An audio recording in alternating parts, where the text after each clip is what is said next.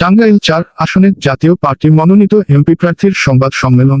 টাঙ্গাইলের কালিহাতী থেকে গৌরাঙ্গ বিশ্বাসের পাঠানো তথ্য ও ভিডিওচিত্রে দেখুন বিস্তারিত। টাঙ্গাইল-৪ কালিহাতী আসনের নির্বাচনী উত্তাপ চরমে। স্বতন্ত্র প্রার্থী ও সাবেক মন্ত্রী আব্দুল লতিফ সিদ্দিকীর পাশাপাশি এ আসনে প্রতিদ্বন্দ্বিতা করছেন জাতীয় পার্টির কেন্দ্রীয় কমিটির সম্মানিত সদস্য ও জাতীয় পার্টির মনোনীত প্রার্থী ইঞ্জিনিয়ার লিয়াকত আলী। সাংবাদিক সম্মেলনে ইঞ্জিনিয়ার লিয়াকত আলী বলেন, অবাধ, সুষ্ঠু ও নিরপেক্ষ নির্বাচন নিশ্চিত করতে আইনশৃঙ্খলা রক্ষাকারী বাহিনীর সক্রিয় ভূমিকা অপরিসীম। ভোটারদের নিকট আপনার নির্বাচনী প্রতিশ্রুতি কি? আমার নির্বাচনী প্রতিশ্রুতি একটাই, জি বলেন। সেটা হলো দীর্ঘদিন যাবৎ আমি ইঞ্জিনিয়ারিং পড়াশোনা কষ্ট করে লেখাপড়া করছি। তখন থেকে ভাবছি যে যদি কোনোদিন একটা যোগ্য জায়গায় যাইতে পারি বা টাকা পয়সা হয় তাহলে একটা বড় প্রতিষ্ঠান করব। তো 2008 সালে যখন লতিফ সিদ্দিক সাহেব নির্বাচনে আসেন, তখন ওনার সাথে আমার প্রথম নির্বাচন করার সুযোগ হয়। উনি নিজে থেকে প্রশ্ন করছিল যে লিয়াকত তুমি কি চাও? আমি বলছি আমি নিজের জন্য কিছুই চাই না, আমার এলাকায় একটা বিশ্ববিদ্যালয় করে দিই।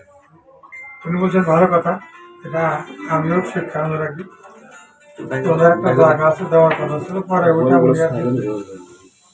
দেয় নাই বা হয় নাই। এরপরের থেকে আমি এটা পিছনে লেগে আছি। 18 সালে নির্বাচনের প্রস্তুত ছিল যে আমি যদি নির্বাচিত হই এলাকায় একটা বিশ্ববিদ্যালয় করব, ইঞ্জিনিয়ারিং বিশ্ববিদ্যালয়।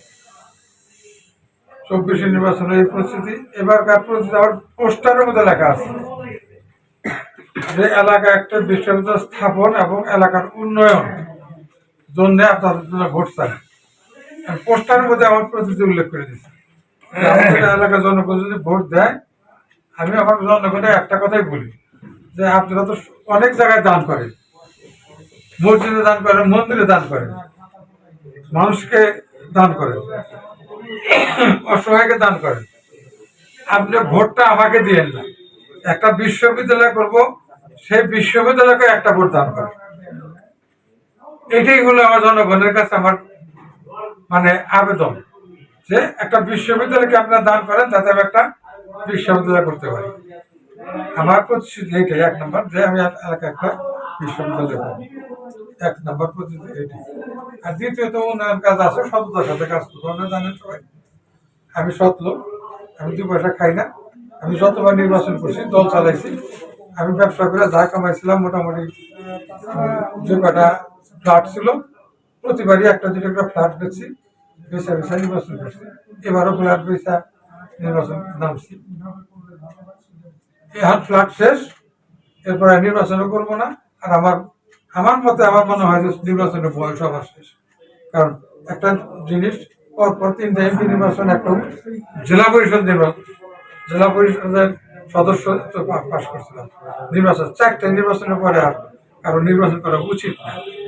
পাশ করে ফেল করে জনগণ যদি পাশ করে তাহলে আমার এই পরিস্থিতি পূরণ করবো। সততার সাথে আমি এলাকায় কাজ করবো, যার সরকার যে টাকা পাই সম্পূর্ণ টাকা জনগণের জন্য আমি ব্যয় করবো, আর একটা বিশ্ববিদ্যালয় করবো। আর জনগণ যদি নাও দেয় তাহলে আমি আর নির্বাচন পাশ করলেও নির্বাচন করবো না। আর যদি জনগণের ইয়েতে যদি আমি ব্যর্থ হই তাও আর নির্বাচন আমি ঘোষণা দিচ্ছি, এটা আমার জীবনের শেষ নির্বাচন।